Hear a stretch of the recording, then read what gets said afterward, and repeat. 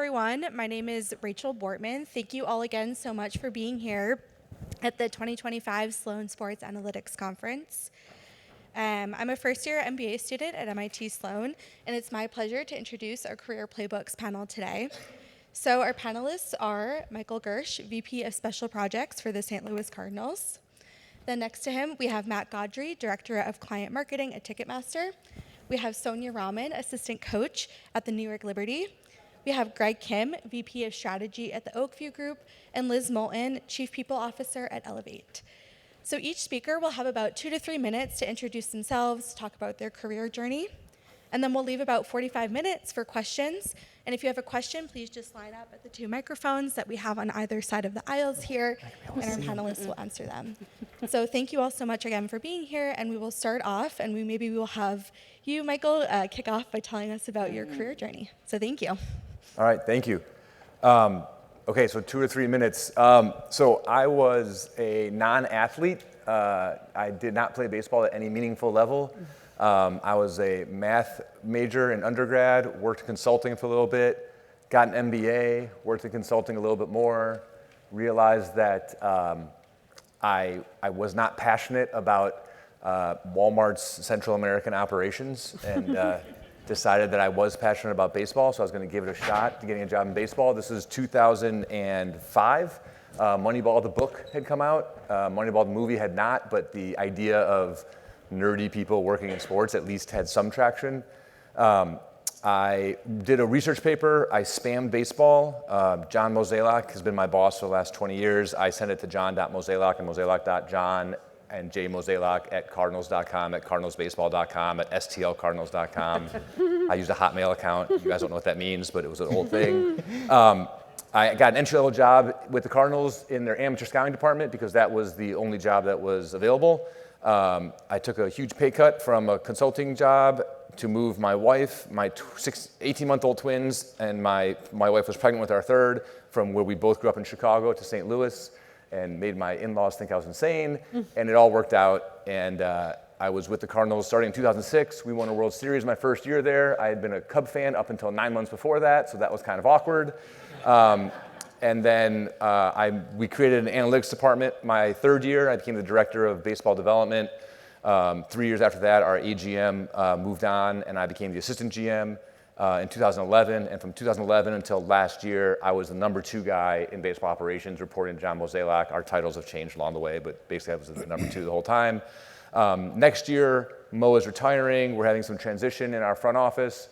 And so I am here for the first time because I'm not at spring training for 7 straight weeks for the first time in 15 years, because my job is no longer to worry about, like, did someone twist their ankle in the game today? It's more to think about what the long-term future for the Cardinals looks like, how AI is going to impact us, how we can do a better job developing our people, sort of longer-term projects.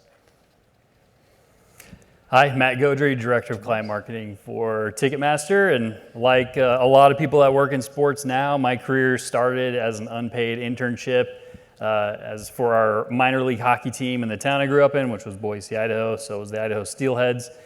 And through that, I met somebody who had taken a sales academy. So essentially learning how to sell tickets over the phone. And so I went to a 2-week sales academy, figured out this was the easiest way to get into sports at the time. This was a while ago, and accepted a job with a hockey team in Iowa.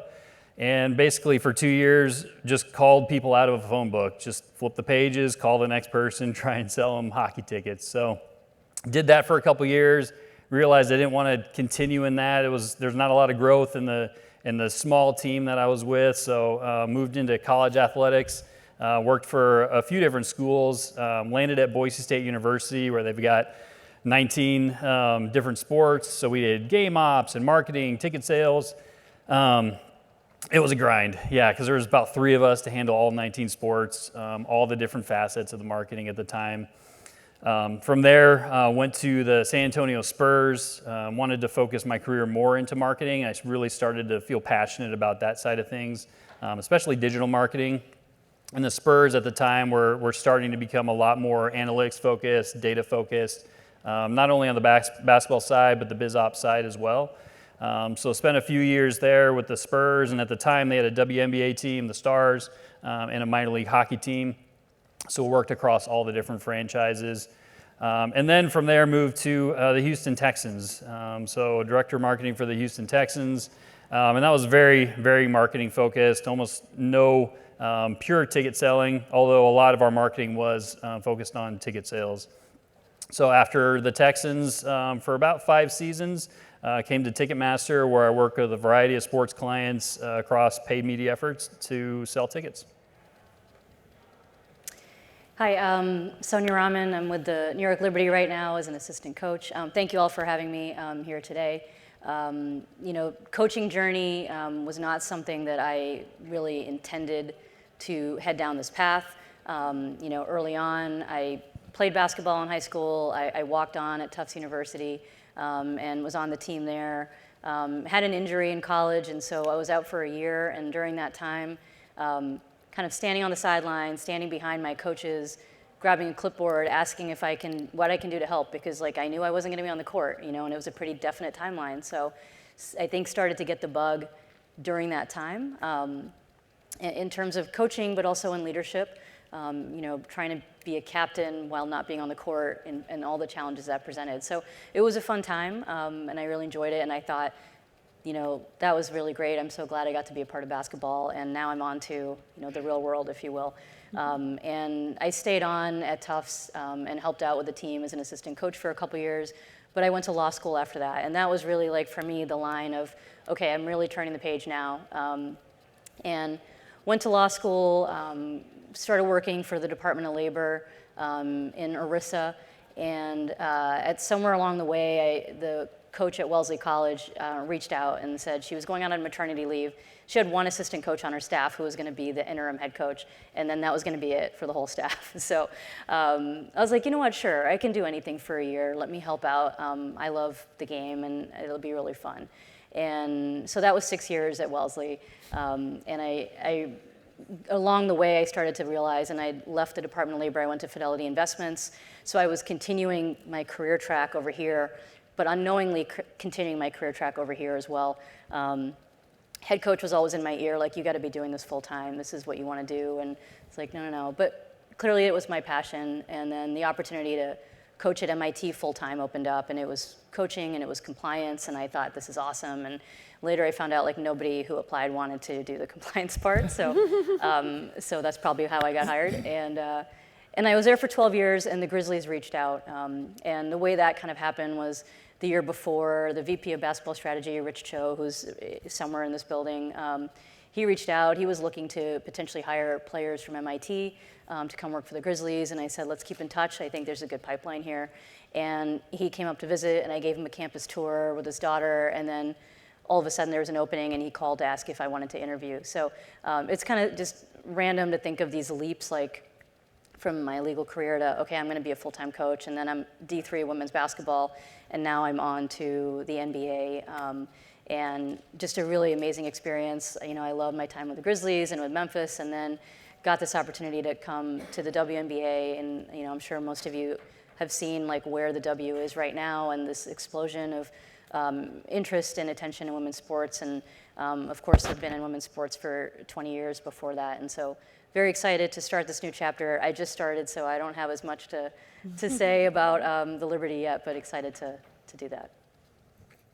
Awesome. I'm Greg Kim, Vice President of Strategy at Crown Properties Collection, which is a boutique partnerships and commercial division of Oakview Group. My career in sports actually started here with the conference. So my first job out of school was in IT consulting here in Boston. Great learning experience, great place to build skills, but healthcare and education did not make my heart beat. Came to Sloan in search of something I was more passionate about. I was very fortunate to be able to work on this conference my 2 years here and use that to pivot into esports of all places. So spent a year and a half out at Riot Games in Los Angeles on the league side of esports, sort of learning the space, doing strategy and data analytics work. From there, career took a little bit of an interesting turn where I got picked up by one of the expansion teams in the league and was running their competitive operations, playing video game nerd Dale Morey for a good year and a half, trying to win some games. With that experience, was able to go to Madison Square Garden, run their whole esports business, their organization called Counterlogic Gaming, and then From that, when MSG sold those assets, came back home to New York, started working in partnership strategy, and sort of through some of the evolutions of that partnerships department in New York, ended up with Oakview Group in this joint venture, and now in a different world in traditional sports as opposed to esports. Yeah, so like a lot of the speakers here, my journey is also very circuitous, I would say, or journey woman or journeyman. I think it's a lot of people in sports. That's where it ends up. It's like you might have an idea of where you want to go, and you take these left-hand turns and right-hand turns. I got into sports after I was also in education and healthcare, and then went back to graduate school and joined an executive search firm. I was recruited to one. And I, like a lot of investment banks and law firms, you have to declare a major to become part of the partnership in the firm. And I declared that I wanted to build a sports practice, which I had no background in sports other than playing field hockey at Georgetown University and having been an avid sports fan. And so I built a practice brick by brick, and that turned into running global sports practices and executive search, which means representing the client side. Some of the biggest, Major League Baseball, the NFL, the Big East was a big client for a long time. I'm doing LPGA commissioner search right now, so big time C-suite roles. But in 2020, when everything shut down, the CEO of Activision Blizzard actually asked me to come in-house and help him rebuild Activision, and they were having some challenges from a culture perspective and diversity perspective. And so I went in-house and diversified to do executive search, but then also talent and talent acquisition and talent development. And now we sold to Microsoft, as you know, from Riot Games days. And now I'm the chief people officer at Elevate, and the chairman of our executive search arm called Elevate Talent. And Elevate was started by the San Francisco 49ers and Harris Blitzer Sports Entertainment and Ticketmaster, and a few other investors. And we run it day to day. It's a sports, essentially consulting firm and agency without player representation. And we're building and growing, and it's a completely dream job. But all the route to get there was twisting and winding, as I think a lot of ours are. So I think we're going to just take audience questions, which we would love, which is more interesting, so we hear what is on your mind, and I'll help direct. I'll make sure everyone talks and gets some airtime in here because we have a diverse group of backgrounds. Are we just having people stand up to the mic? So there's a mic on either side, it looks like. And if you want to ask a question, you can go to the mic and we'll take turns side by side. You can go like this. Yeah. Cool. I see you first. Oh, you? Oh. Okay. No, go ahead. Me? Okay. It's funny because the lights are a little blinding, so I'm like, I think there's someone over there. Yeah, okay. Yeah, so my name is Joshua Smith. I'm currently at Georgetown University grad program. Nice. I guess question for all y'all, but specifically you, Mike. Also was a math major undergrad. I'm currently in consulting. Was at Deloitte and I'm at Accenture. So I guess more so my aim is in like the football operations for NFL, but I'm open to any sport. But those key transferable skills that you leveraged, and basically how did you leverage those key core consulting skills to get you where you are today? And same for you, Greg. You say you're in consulting as well. So yeah, that's my question. No, that's a good question. I think maybe one of the best. So look, I didn't get into sports till I was 29 years old and had, again, twins and another one on the way and took a big pay cut. And I would not recommend that strategy necessarily to people.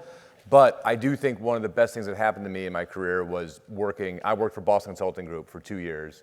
And I was trained in everything that you need to know to run a business or to be a consultant. Like work planning, presenting, speaking in front of groups, putting together presentations, dealing with data, like just all the skills that they invested in us as new consultants that, people think of sports teams as like these huge franchises. Like we're not that big. Like we're a few $100 million in revenue.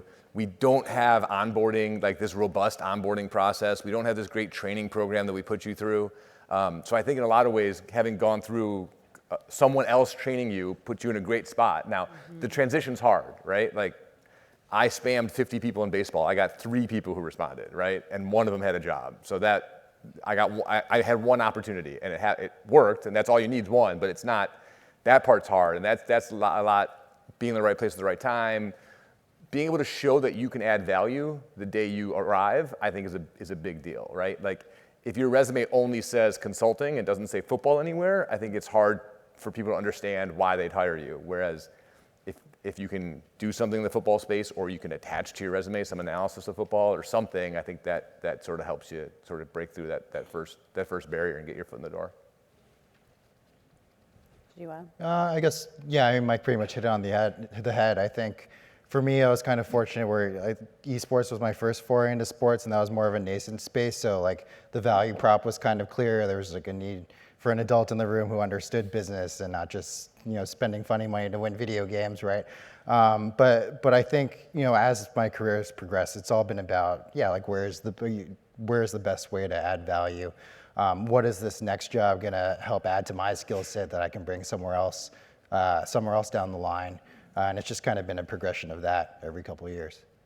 Do you think, as someone who's overseen hiring now, I've been in doing this almost 20 years at all levels, not just these C-suite levels, I think it's more and more every year, and probably as a product of this conference, and Jess Gelman, who's, herself was an MBA at Harvard Business School, and I think there's more and more understanding that the sophistication of some blue chip experience actually really helps in sports. The NFL often hires from places like McKinsey or Goldman Sachs or et cetera. So it is very doable, and it's becoming more and more doable. It used to be you had to really start out selling a ticket at an entry-level job, and what were you saying is a minor league team? I don't know. Yeah, minor league team in Cedar Rapids, Iowa. Yeah, Cedar Rapids. Yeah, there you go. Exactly.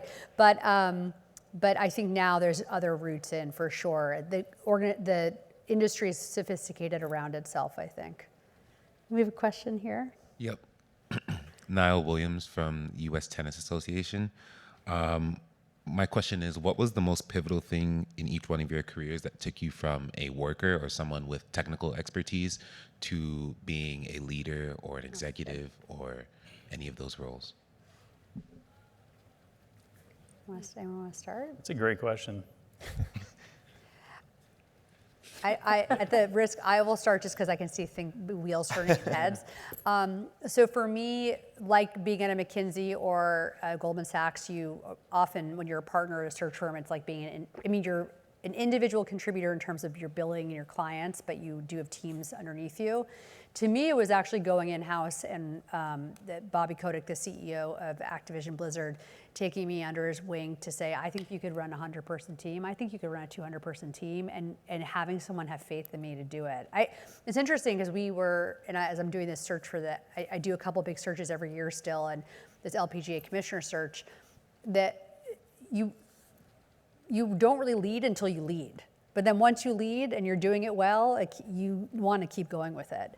I think that crossover into management is a really important one if you want to ascend in this industry. Yeah, I would agree with that. I would say there's things you can do to get leadership skills before you have a team. So Yeah. you can lead a project or lead innovation or lead a process. So there's things you can do that are, maybe you have to go outside your role to get that experience and ask for that from current leadership and say, hey, can I run this? Or maybe it's having a mentor give you, something that they would work on normally that you can handle for a short period of time, just to prove yourself to say, hey, I'm ready for that next step. Sure. Thank you. Hello, my name is Ashley, and I resonated with you, Sonia, about I currently work for a nonprofit, YWCA, but I'm also the stats inputter for Stanford football, and I'm also for San Jose State football and for basketball. So I've been on this path for 10 years of working in 2 different industries and kind of like being stuck in the middle of like, do I decide to choose a side or do I continue to go? And so my question is there any moment where the two experiences, and also for the other panels as well, where they combined together and you thought that this was why I stepped on two roads, and then what would you suggest for me to do on this path right now, being stuck between the two? Should I continue to go on for two, or should I lean into one? I know it's a sports analyst conference, so you might be biased to a section, but would love your input. Thank you. Yeah, thank you for the question. It's a good one. I always thought that, again, I didn't plan it, so I wasn't planning on being in this dual track situation. It was just something that allowed me to do both, and I really enjoyed it. And then once I got to the point where I was ready to go a little bit more of a single track, right, and go into coaching and do that full time, I genuinely felt like all of those years of doing both was really beneficial to me. Just learning how to, different aspects of coaching. Everything isn't about the tactics and what you're doing on the court. So much of it is leadership and managing and collaborating, and also understanding who all your stakeholders are on a college campus. It's not just the 12 women that are in front of you that you're coaching. So, my time working at Fidelity, I thought, helped me just as much as probably my time assistant coaching at Wellesley, when I put it all together and also did compliance. So I think it was a really beneficial thing in my life. I think that when the time came that I was I need to have my job be all under one roof, even if I still have some dual roles, so that my day job understands that I have a playoff game, and it'd be nice if I could leave a little bit early for my night job. That's kind of when it started to really speak to me, and I was all right, I think I need to start to figure out how to consolidate this into one place. But I've coached players at MIT that are now coaching and doing the same thing. I have a player that's a quant trader by day, and she's an assistant coach at UChicago by night, and she's doing the same thing. She's going to just take that as far as she can take it until she really has to figure one thing or another. But I think your life will kind of tell you when that time is. And in the meantime, think of that as your superpower and take as much as you can out of both. Thank you. Hi. Hi, everybody. I have a question specifically for Sonia and for Liz. So I actually also played field hockey in college in the NESCAC. So you guys I love listening to you speak. And I had a question about how you leverage your experience in sports as a collegiate athlete to then land interviews and to use that to your advantage when building a network.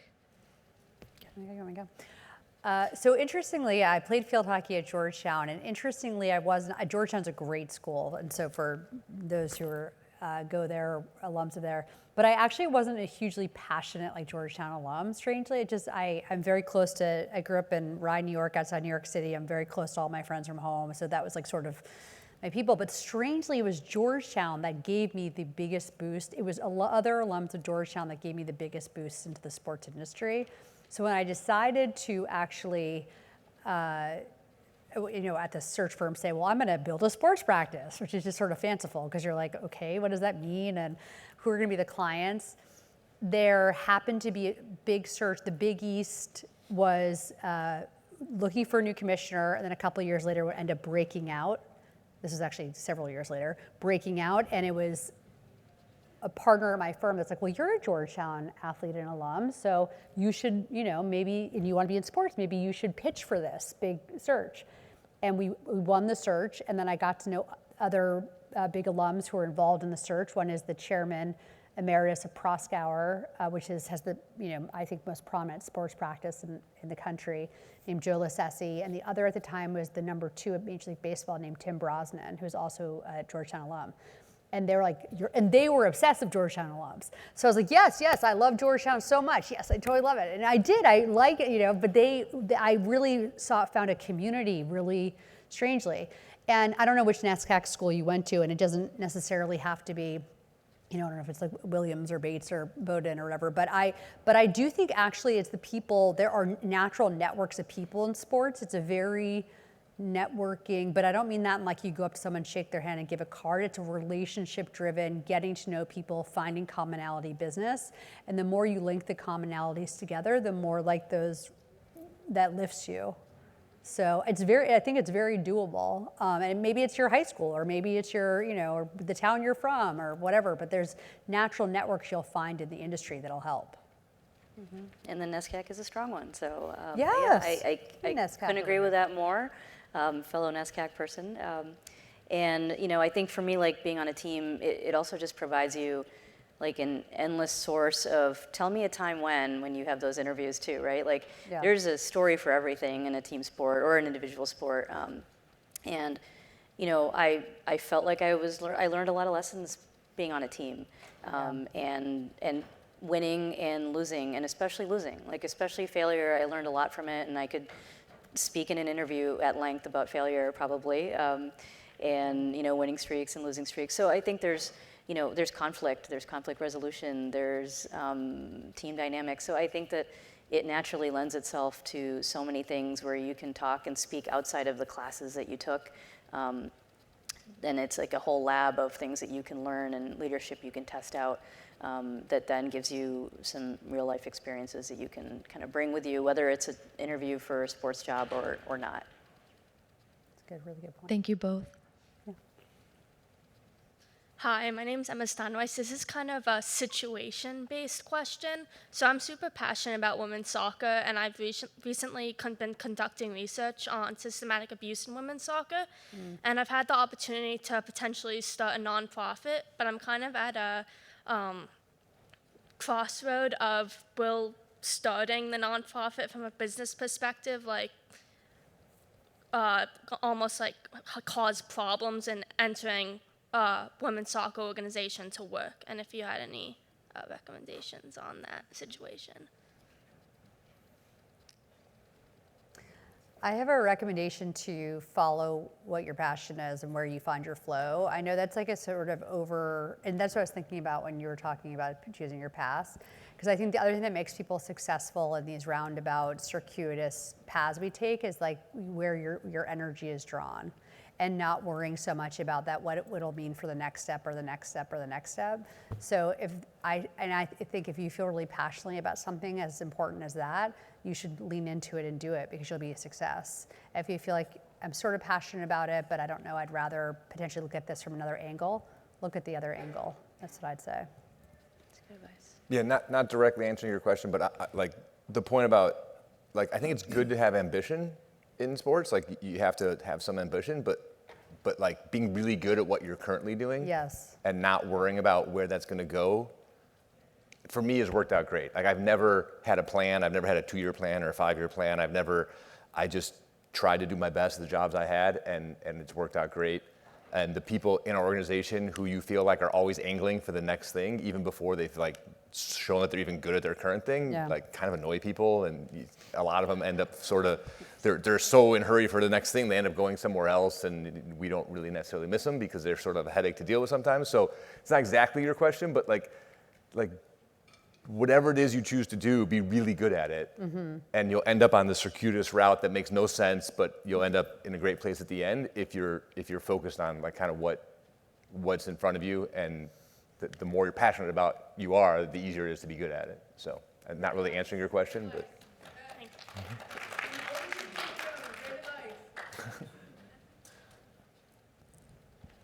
Hi, thank you for your time, everyone. Hi. Some of you talked about joining sports industry later in life, or working your way up the ladder, or working multiple jobs at the same time to get there. I guess I'd just like to hear a bit, some perspective from some of you based off of how to persevere through that path, how to stay patient. There's not one right way to get into the sports industry, so I'm just curious to hear if you have any advice on just how to really take a look at the big picture and not get too sort of frustrated with where you're at. I mean, I think you kind of alluded to it a little bit there with like be where you are and give everything to where you are in that moment. It gets easy to get frustrated about like I want to be here, but I'm here.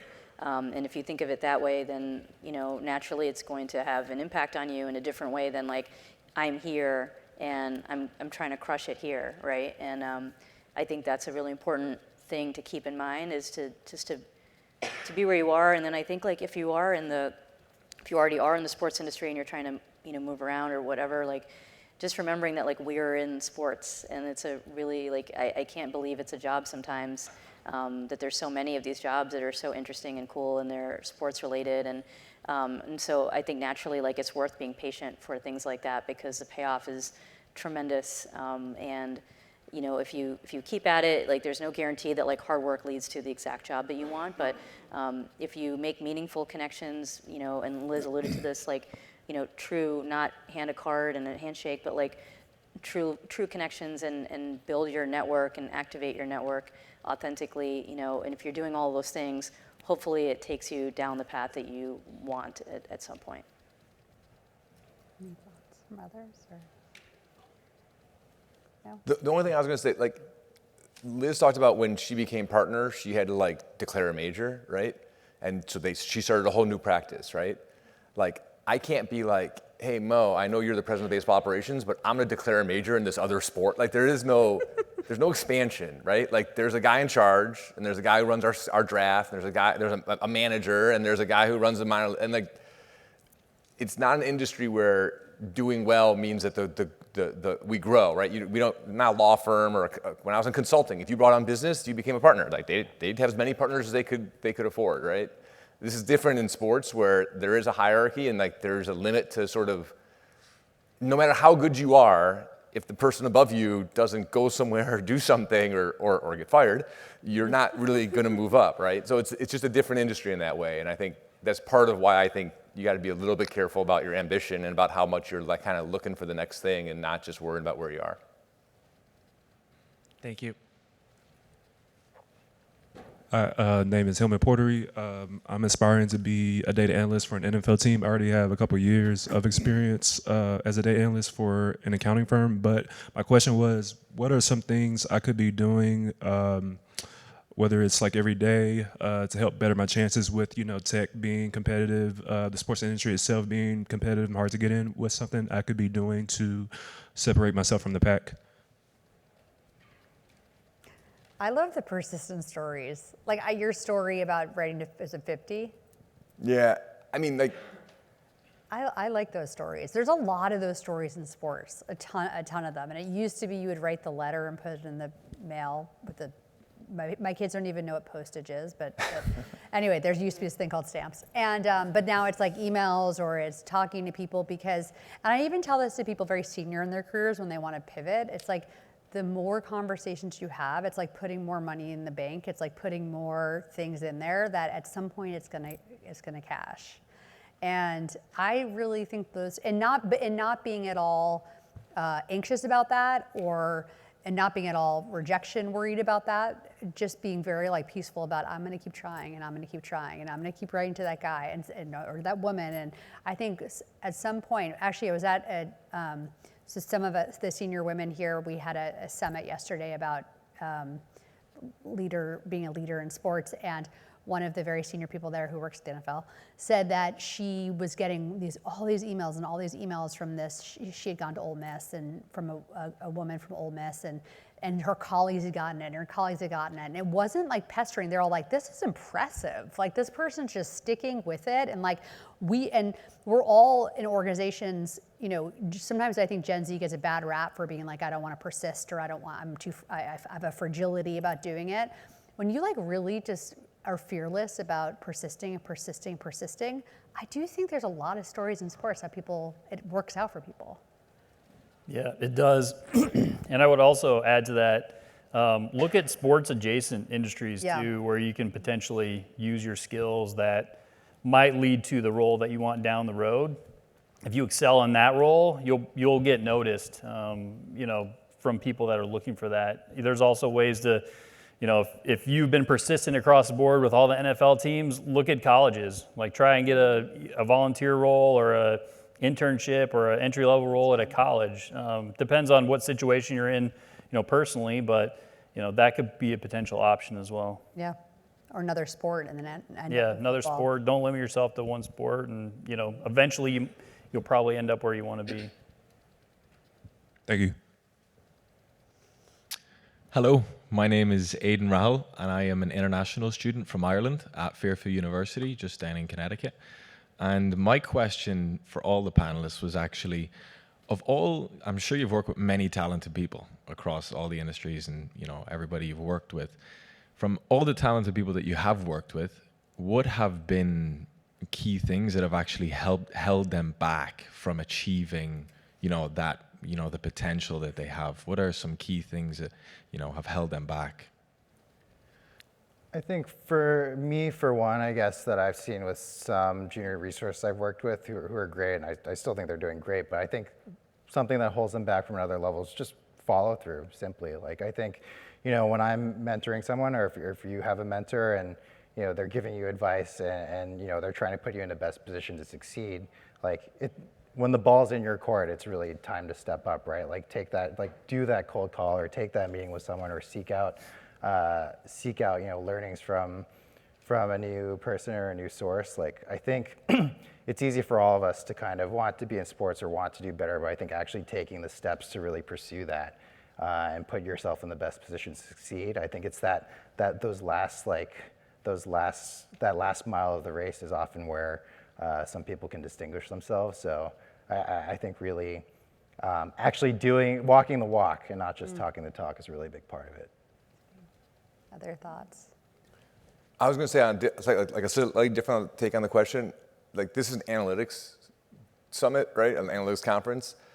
The people that I've seen struggle, who are very analytical, who are in our analytics department, who are building models for us, are the people who are, I'm not sure, like blindly loyal to the model they built in a way that, like, is just irrational, right? Like, I know you put 4 months into this, but like, X can't be bigger than Y. Like, we all know that that is not true. Like, please just accept that you need to change it or fix it. Like, it's really hard. It's like your own child by the time you've built some very complicated model. And the people who are don't accept advice from experts in the field, like we've been playing baseball for 150 years. Like, they didn't have spreadsheets, but they had a pretty good feel for how this thing worked. And if your answer is really different, like, are you sure? Is this a hill you want to die on?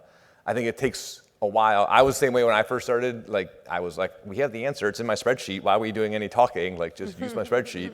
And I think the faster you get over that and realize that it's a starting point, it's a really important starting point, but analytics aren't the final answer, I think is helpful. I was going to say black and white thinking, which is kind of the same thing, and lack of learning agility. So when people are not connecting the dots, or not learning from the mistakes, or they're sort of like either what you're saying, so adamant that their truth is the right truth, and or don't take the opportunity to change course, like getting feedback. If you gave someone feedback, like, well, you didn't never really follow through with that, the best answer is to be like, you know what, I want to like change course and learn how to follow through. It's like the flexibility and learning agility is what gets people ahead, and lack of that keeps people back. Great, thank you.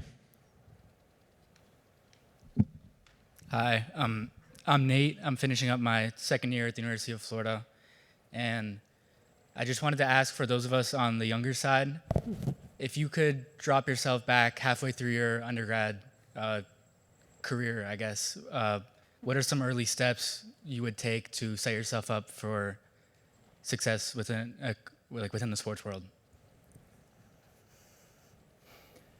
I would try and find a mentor earlier in my career. I think it helps accelerate the learning curve, especially in sports, of how hard you're going to work, what the team cultures are like. And having a mentor can kind of guide you through some difficult decisions you have to make, whether you want to move across the country to work for a minor league team or not. Having a mentor, it's tough to find someone that can do that and give you honest feedback. I didn't find a mentor till later in my career, and I missed out a lot because of that.